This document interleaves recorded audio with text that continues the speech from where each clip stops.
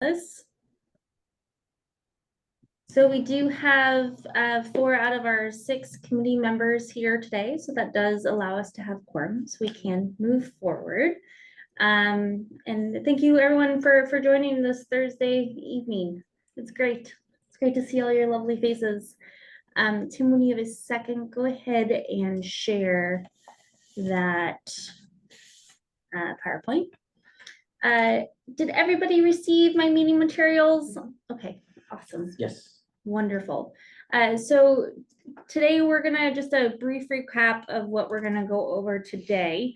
We're gonna go over the discretionary projects that Kat has applied for. We applied for them. We submitted our applications early September. And so we're going to review the ones that were applied for and prioritize them. We're also going to go over our poverty threshold for Hood River County, meaning where we focus the statewide transportation improvement fund formula dollars, and go over why. And then we're also going to go over the formula fund monies projects. So the staff recommendations for how we want to spend the formula dollars that we receive from ODOT and the state. So let's go ahead and start that slideshow. And before we go into all the meaty stuff, I did just kind of want to briefly go over how again we're funded, the different grants that we receive, and where we are currently in this busy season of applying for grants, and kind of how everything all ties in together. So this is actually a slide from ODOT that Hovey, who is our ODOT contact and is here today, shared with me.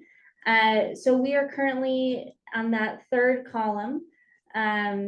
We are working on our 53, so let me back up a little bit. So we are funded by both federal and state dollars, and then we use local dollars, meaning property taxes that we receive, in order to help leverage these state and federal funds. So meaning how we pay for a portion of that match funding.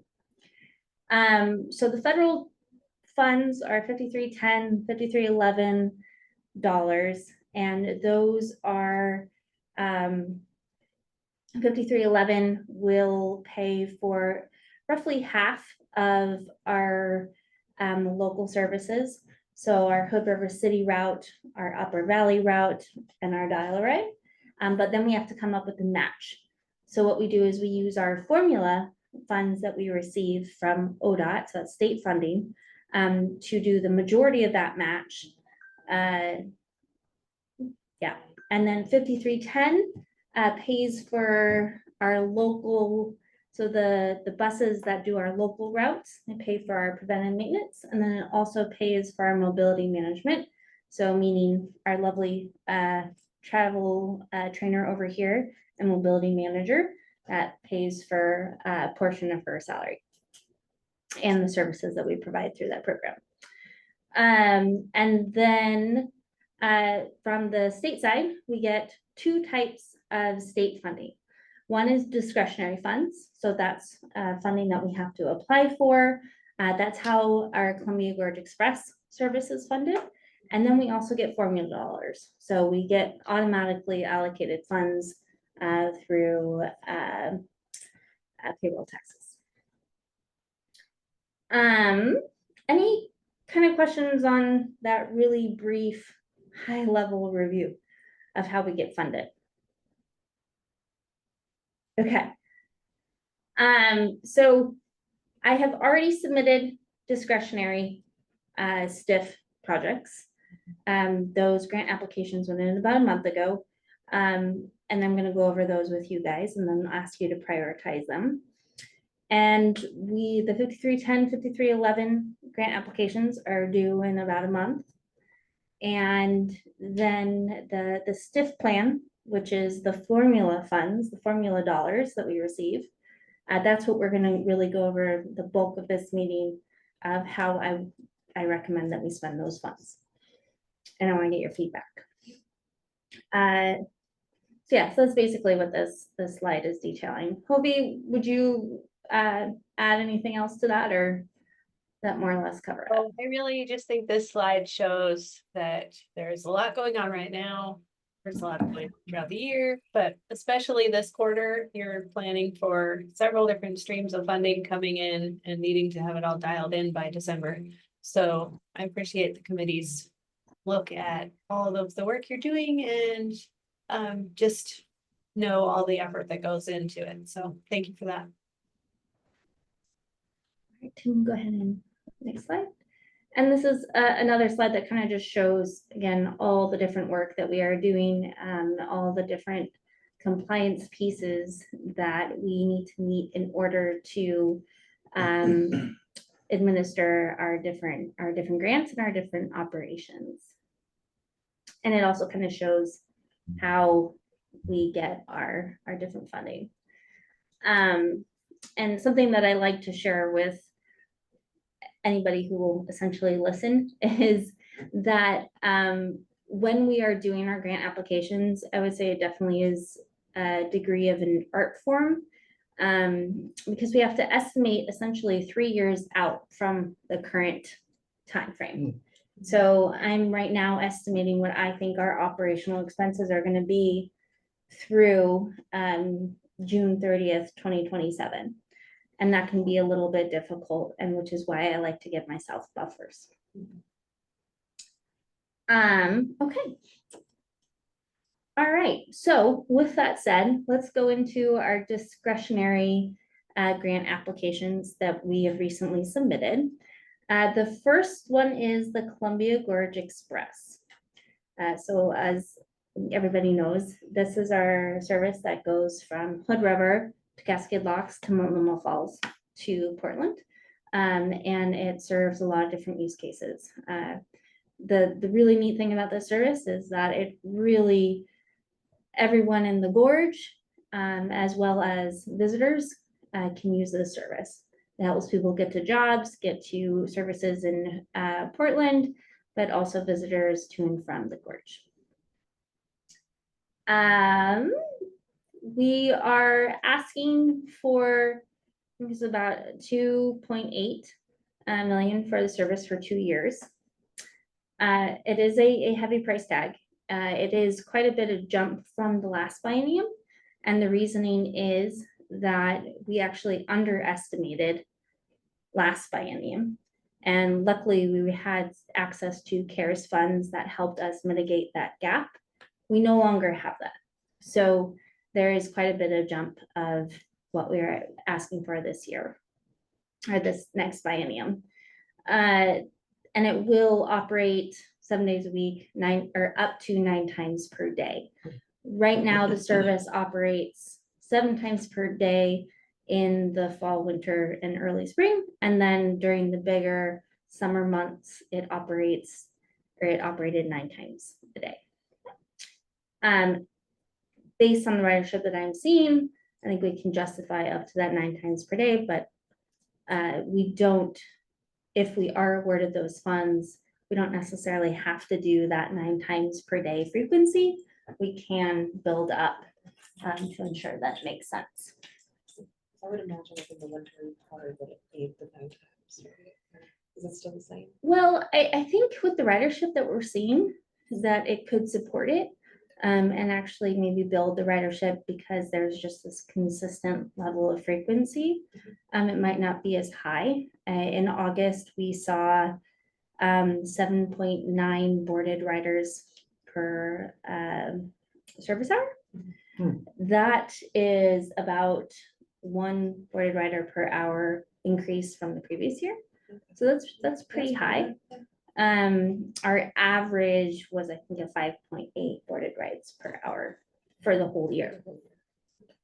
So I think there is the justification, or not, I think there is the justification for that.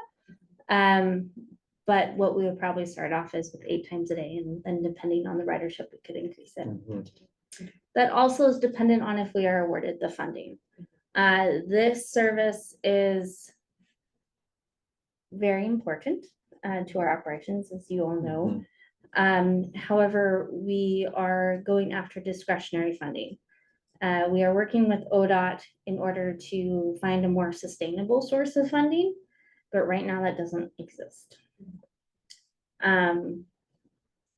So essentially we're going up with other potential projects that aren't necessarily sustaining services. Okay, any questions on this? Our staff recommendation is to prioritize this as number 1. Projects. Excellent. Yes, please. All right, the second one is expansion and replacement vehicles. The majority of our fleet are actually past their useful life. We are in desperate need of some new vehicles. We are asking for 3 new vehicles. 2 are replacement and 1 is expansion. The expansion will be an additional large vehicle that would allow us to have an extra vehicle for Gorge to Mountain Express and Dog Mountain, and then for our Columbia Gorge Express service as needed. The trolley bus would be for the Hood River City route.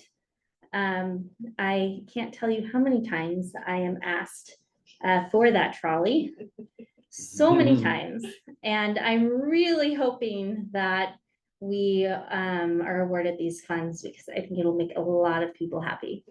2 to 3 times a month easily. Yeah. That's conservative. And I know Kevin gets a lot of questions about it over at the city as well. Okay, and then the last one is just a cutaway for local services. And that'd be replacing one of our old vehicles that are ready to go. Okay, oh, sorry, and the staff priority recommendation for that is 2, as that is super important for our operations. Okay, the next one is the facility site development. Our staff priority recommendation is 3. This project has 2 phases. One is the replacement of our park and ride, which would allow us to redevelop our current park and ride into a bus storage and maintenance facility, which would allow us to accommodate our vehicles in a better fashion. Right now we're kind of smushed and we're completely over capacity in our bus storage area. And would also, the second phase would be to do the construction of an interregional transit hub at Lot 1 on Port of Hood River property. We were recently awarded a grant that would pay for the architectural design and engineering of that interregional transit hub at Lot 1, but it does not include the construction. So this, yeah. So this next, or the funding that we just applied for would actually include the construction. Okay, and that's a, yeah. Next slide, please. And bus stop infrastructure. So that is staff priority recommendation number 4. This would include the procurement and installation of up to 30 permanent bus stop signs and seating. We have several current bus stops that are temporary signage and no seating available. We need to rectify that and make sure that there's permanent signage, and also making sure that there's a place for people to rest. The reason why it's kind of a high number is it's going to replace our current temporary signage, but also we will be redoing our Hood River City route, and then we'll also be transitioning our Upper Valley route from a DVA fixed route to a fixed route, meaning that we'll have to create more actual bus stops. So this would allow us to put the bus stop infrastructure in at those locations. I think that's great, because I mean, it would go along with what's the, at least the feedback from the community health assessment. I mean, Sarah, we're part of a discussion that was put together, and that seemed to be the theme, you know, that a lot of people are using the Service for the bus Upper and they're Valley, wanting yeah. to have like more of a, like a secure space at least, as you're waiting for the bus. Yeah, and it makes sense. Yeah. And actually my dad reminds me of it every time I talk to him on the phone. He's like, hey, Amy, I would really like bus stop seating. Yeah.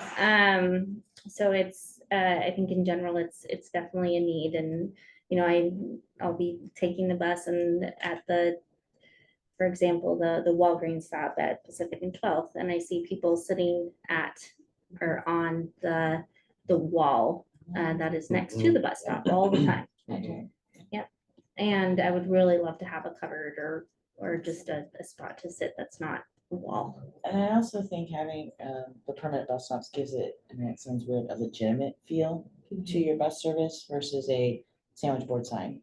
You know, an actual pole and it's like, oh, okay, I'm on a bus route and this feels legit, you know, so. Yep. I like the sense of security as well. I'm like, okay, this is the route, I'm comfortable using it. It's interchanged. It's best practice for all of those reasons, for awareness, for security.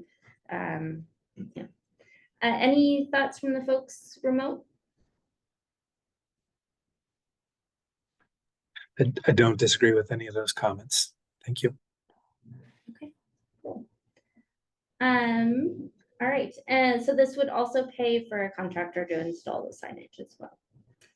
And also something to know that we would have to go through the NEPA process for all of these bus stops, which adds an additional cost. And that was included in the grant application as well. And it also makes it a longer process too. Yeah. Okay, and that's a staff priority recommendation of 4. Next one. So the last and final discretionary project that we applied for was the Columbia Gorge Explorer Transit to Trails. This was a planning application. So, oh, oopsies. I apparently did not update this slide fully. I am sorry about that. I duplicated the previous slide. My apologies. So let me give you little details on that. So it's a planning grant for a highlight project that would probably be a 4-day-a-week project that would probably go from Friday through Monday. And the intent is that it would provide access to trails along the I-84 corridor and make it so people could use transit to get to trails. Again, this would be a planning project, so we would be probably hiring a consultant who would review the route and give us suggestions on the best trails to access, and then also work on identifying bus applications and helping us move through the process that would be required to add those bus stops. Any questions on that one? So if things go as planned, the idea would be to do the planning during the this next biennium that again starts on July 1st, 2025. And then we would apply in the next round of funding. So for the biennium, the fiscal year 27 through 29 biennium was when we would actually do that pilot project. Okay, next slide. Okay.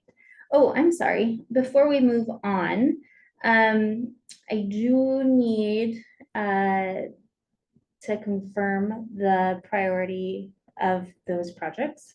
So I'm asking the committee members to either discuss the staff recommendation of prioritization and vote to approve it, or to change that priority or prioritization of projects based on your thoughts. Amy, are you looking for a formal motion? Yes, I am. Thank you. I'd move to approve the list of discretionary projects as presented by staff. I second. All right, thank you. All committee members in favor? Aye. All right, then that is passed. So Tim has approved all of those discretionary projects based on the staff recommendation of priority. Got it. Cool. All right, the next item is the poverty threshold for Hood River County. So I will be asking for a formal motion to either confirm the poverty rate threshold for Hood River County or to discuss it. So the previous STIF plan defined our poverty threshold as communities with a high percentage of low-income households as a census block group within the county that have 15% or more of households with an income level that is 200% or less of the federal poverty standards. So the last biennium, as some of you may remember, the threshold was lowered from 30% to 15% to recognize the cost of living increase that was happening because of world events. The staff recommendation is to keep the current threshold. Tim, if you could actually move to the next slide. So I have included a graphical picture of the census block groups that have a more than 15% of the residents of under that 200% threshold or 200% federal poverty level. Basically, it's anything that's not the lighter pink. So everything that is a higher gradient is above the 15%. And this image kind of just depicts where the centralization of those the poverty levels and helps us understand why we're focusing on the city of Hood River and the Upper Valley for our different local services. So it helps address those needs. And then Tim, if you do next slide, then here's another image of that's zoomed in the city of Hood River. Are there any questions on that? Amy, this is Kevin. I've got a quick one for you. In the memo that went out in advance of today's meeting, the last paragraph on that first page mentions the block group with the highest percentage of low-income individuals, 51%, is north of Cascade Ave between exit 62 and exit 63. I don't think the map actually shows that. We would probably see kind of a darker purple color north of Cascade, and right now that's all south of Cascade. Is that Yeah, right? you are right. And I don't remember. So I will get that information to you. I'll recheck those facts for you, Kevin, and send it out. Because yes, that doesn't match. You're right. That that description rings a bell. I think we probably have seen that in previous discussions, but for whatever reason in this particular mapping exercise, it just didn't pop up that way. So yeah, maybe good to double check. Yeah, and I remember I remember seeing that and pointing out, which is why I included it in there. But you're right that darker purple doesn't necessarily reflect that. So I will double check that and let you know and send that out.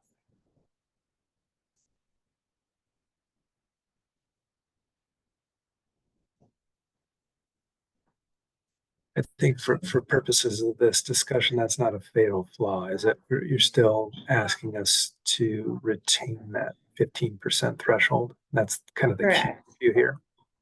Yes, correct.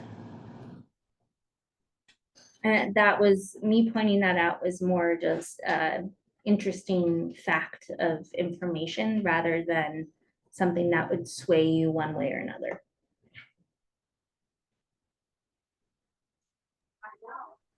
The main thing I think is that everything here you're seeing with the higher gradient of pink purple is that it all essentially encompasses where our Hood River City route and a portion of our Upper Valley route operates. And that allows us to really focus on those areas with these formula funds. Any additional questions on that? Or any discussion? Amy, I go ahead and move to keep the threshold at 15% of the block group. I'm sorry, keep the threshold at 15%. If that's All right. a sufficient motion. Yes, that would be great. Is there a second? I'll second. Okay. Any additional discussion? All right, committee members vote aye. Aye. Aye. All right, I see Kevin and Kate. Aye. All right, awesome. Motion passes. Okay, great. The next item on our agenda is the 25 through 27 biennium projects. So before we move into the recommendations, the current ODOT estimated funds that we are expected to get is in fiscal year 26. So that's the year starting July 1st, 2025 through June 30th, 2026 is 783,000-ish dollars. And then for fiscal year 27, which is July 1st, 2026 through June 30th, 2027, it'd be about $800,000. Again, these are estimates. It really depends on a wide range of things, but we would not get any more than this. Okay, next slide. Awesome. When you are looking at these different STIF formula projects that we'll be reviewing, you should consider the frequency expansion, reduction of fares, procurement of buses, improvement of service connections, increasing coordination, student services, maintaining service, and enhancing services for vulnerable populations, as well as the benefit or burden of marginalized demographics when you are looking at priority or prioritization of the different projects. Slide, sorry. Okay, so here are the staff recommended projects. Again, I am asking for your thoughts. You guys are all here because you have a vested interest in the community as well as represent different populations. So I do want your thoughts. These are the staff recommendations based on the programs that we currently have and based on our knowledge of the funds that are available and kind of where to best put our money. I will say that, I mean, I think you guys probably all in your different respective jobs have heard that, you know, the funds from the government is being reduced and people are restricting their budgets because of expected federal and state shortfalls. We are no different, and I've had to make some compromises based on what I am estimating our services to cost and putting that above some of the projects that we have funded in past bienniums or this current biennium. I've removed some of those things in order to make sure that we can fund our services. And the main one really is van pooling, and we had some car share in our current biennium, and I have removed that in order to make sure there's as much money as possible to these kind of core activities. So the first one is maintain operations or maintain services. So that'd be maintaining our Hood River City route, Upper Valley, Dial Ride, Flaming Gorge Express, and Gorge to Mountain Express administration and operations. It meets all of the different Oregon public transportation goals. For the first year, it's just under 700,000, and the second year, it would be about 700,000, and that would allow us to match our the project cost for our other grants. Meaning we wouldn't have to dip into local or reserve funds in order to pay for the match. The next one is mobility services, low income and student passes would pay for our low income and student fare programs. I've allocated about $3,000 for each program. That is based off of what we currently spend on our Gorge Transit Connect program, as well as the amount of passes that we've been giving out for students. I'm sorry, before I move on, any questions on the first two projects? Okay. For the third one, this is again under the mobility services category, but it's the outreach and awareness of services. So it's targeted outreach, marketing, and travel training to vulnerable populations, and increase community awareness of services.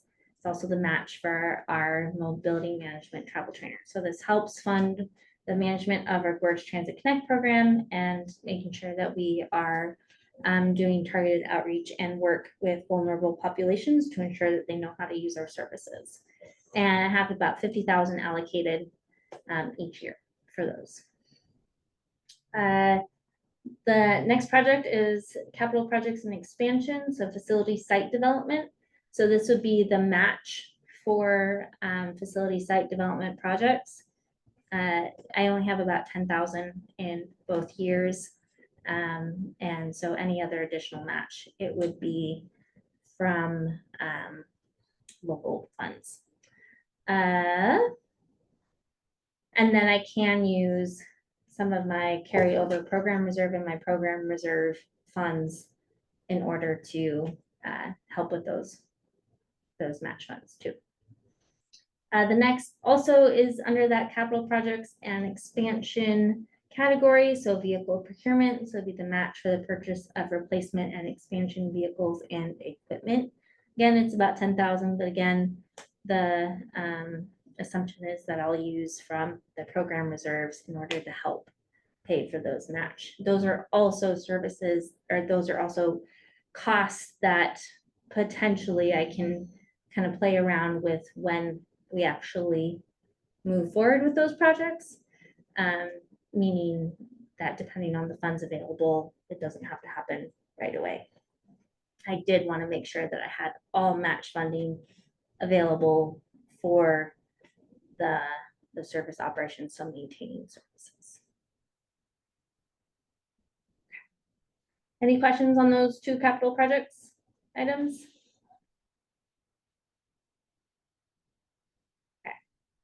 And then the next one are program reserve unanticipated costs.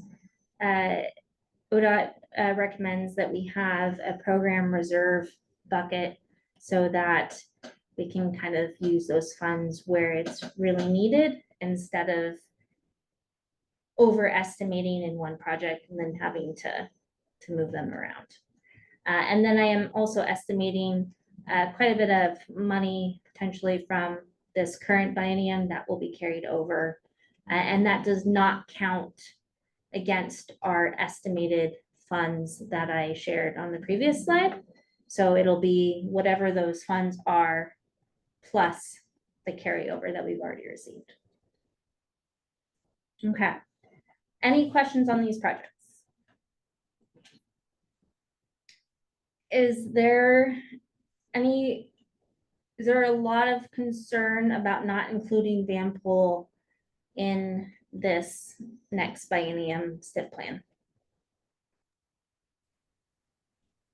How much has been budgeted towards Vanpool in the past? I'm sorry, say it one more time.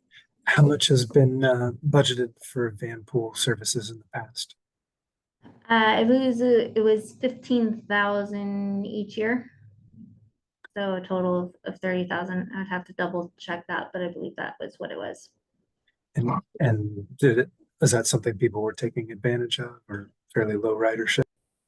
Not yet. It has not. We don't have any participants yet. Seems like a key factor there. No participants in the program right now. Yeah. Yeah, the programs that I included on here, besides obviously operations, are the ones that we have quite a bit of engagement and popularity around. Amy, one other question with respect to capital projects, numbers 4 and 5, the $10,000 that's allocated in each fiscal year. Is that, you mentioned match, and so presumably $10,000 available to match other grant opportunities when they come up, or maybe to couple with carryover funds. Just wondering, is $10,000, is that sufficient to help with a capital project? I mean, every dollar counts. So it helps. But really, I think the main thing is if we need extra funds to pay for that match, we can take from the program reserve and put it into that bucket. So ideally, I would like to have more, but because there's so many unknowns about I think that the budgets and what is the expenses that we are going to have, it made the most sense is to put kind of a minimal amount of dollar in those two buckets to allow for us to put program reserve funds in those buckets if needed. Because that's another thing is that those projects, they're fairly large projects. So when they actually happens, it can kind of be up in the air. So like the facility site development, I mean, that depends on if we can procure land for a new park and ride. And that's dependent on a lot of different things. And so when it actually happens again is also kind of up in the air.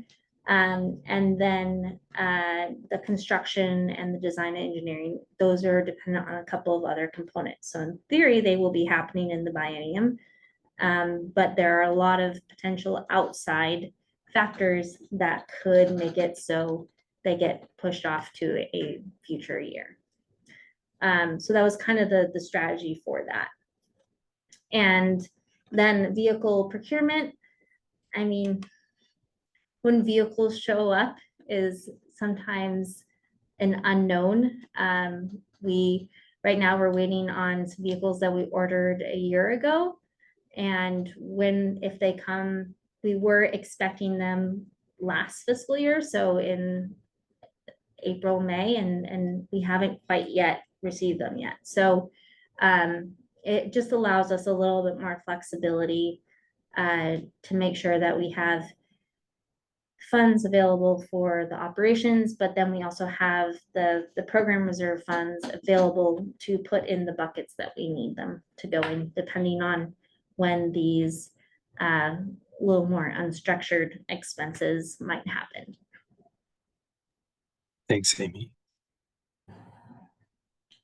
Okay, actually, sorry, go back. So for my recommendation for prioritization, number 1 is going to be the top one. And then I would say number 2, so low income student passes, as well as outreach and awareness of services. So 2, 3, and then 6 and 7, and then I would say 4 and 5.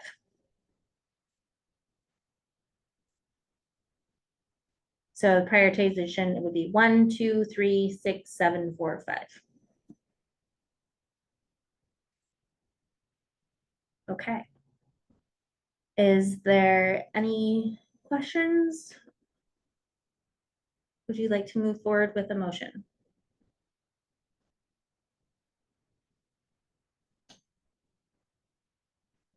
I'll make the motion. Okay. To approve the Project projected- list the project as list. well as the prioritization of projects. So I make the motion to approve the project list and the priorities. The One, staff two, reps. three, 6, 7, That's 4, that. 5. 1, 2, 3, 6, 7, 4, 5. Yeah. Is there a second? I'll second. Any discussion?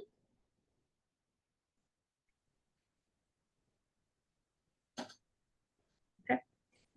And all members say aye. Aye. Kevin, I see aye. Kate? Aye. Okay. Cool. Well, motion passes. All right, so next slide. So the next meetings that I have on the list are one for winter, spring. It might end up being 2 meetings, but I'm going to try to combine it in one. Essentially, as I believe I've talked about the last meeting too, we have the upcoming changes for the Hood River City route and the Upper Valley. And I really want to get this committee's feedback on those changes. I'm not quite ready to share all of the suggested changes to those routes, as they do differ a bit from what was in the transit master plan. But what the changes would allow us to meet the overall goals of what was identified in the transit master plan, but it would allow us to do it quicker and on our budget that we have available.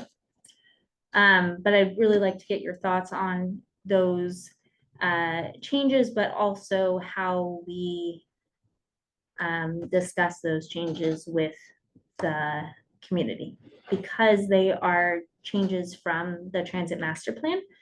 We really need to make sure that the community understands them and has the ability to provide feedback and thoughts and concerns. And then the next meeting will be in, oh, sorry. And then the other thing that we need to review are the, what we have planned for fiscal year 26. So that would be, the fiscal year starting July 1st, 2025, going through June 30th, 2026. And I think I can combine those in two, or sorry, I combine them in one. And then the second one in fall 2025 would be to review our current year's progress and what we've done. Any questions? Any thoughts about this meeting? Anything, any feedback? I really like the overview in the beginning of the Mhm. grants, yeah. Okay. Yeah, that was pretty good. Same. I think it's really informative. Hovi, before we go, anything that you would like to add? No, I think just again, there's a lot of work behind all these slides, so I appreciate all the effort. And Kevin, I saw that you went off mute. Anything you'd like to add? Only that, and I'm optimistic you're going to be successful in some of the grant applications, including for new transit hub facilities down on the waterfront, as well as the I guess expansion of facilities so you can create the new storage and maintenance area. Before you get too deep in those projects, we should talk about some land use zoning related issues and make sure we've got everything lined up, but just some procedural stuff. That would be great. And also just in general, I'd like to, I mean, if we can put a meeting on the books with me, you and Dustin, I think that'd be great. Sounds good. I'll remind him. Do you have any time in mind at the moment, or you want to just follow up separately? I think let's follow up separately, but I'm thinking within the next month. I'll let him know. Thank you. Okay, thank you, Kevin. All right, thank you, everyone. We'll go ahead and adjourn this meeting at 4:45. So give you a little bit of time back, and thank you for joining. And Kate, thank you so much. We appreciate it. Thank you. Thank you. Thank you.